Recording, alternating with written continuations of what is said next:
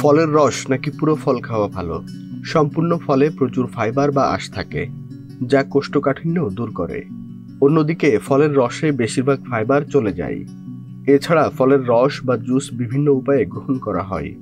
এটি তৈরির সময় কোন কোন উপাদান, যেমন লবণ, চিনি, মশলা ইত্যাদি যোগ করছেন ও কতটুকু গ্রহণ করছেন, সেটির উপর নির্ভর করে স্বাস্থ্যগত উপকারিতা ও অপকারিতা। পুরো ফল চিবানো, হজম ও শোষিত হওয়ার প্রক্রিয়ায় বেশ সময় নেয়। এটি রক্তে শর্করার মাত্রা ধীরগতিতে বৃদ্ধি করে।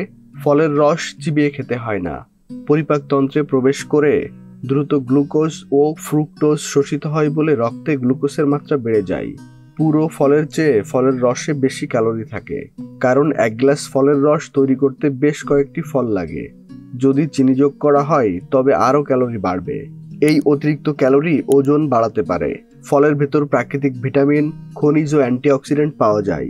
জুস পান করলে পুষ্টির ঘাটতি হতে পারে, বিশেষ করে ভিটামিন সি। পানিতে দ্রবণীয় ভিটামিন কমে যায়। যেমন একটি পুরো গাজরে ভিটামিন সি 8 মিলিগ্রাম থাকে, একটি গাজরের রসে থাকে 2 মিলিগ্রাম। খাওয়ার সঠিক নিয়ম।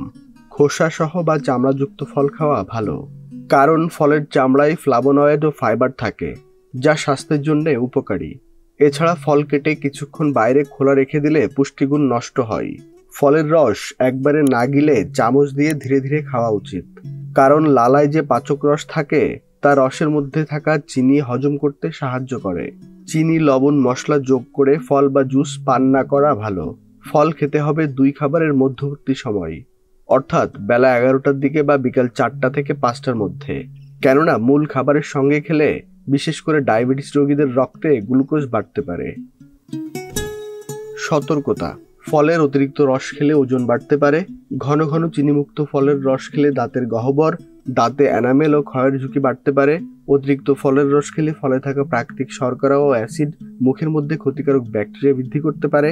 বাইরে তৈরি ও বাজারে প্যাকেটজাত জুসের পরিবর্তে ঘরে তৈরি জুস স্বাস্থ্যসম্মত, কারণ প্যাকেটজাত জুসে কৃত্রিম চিনি, রং, ফ্লেভার, প্রিজারভেটিভ মেশানো থাকে।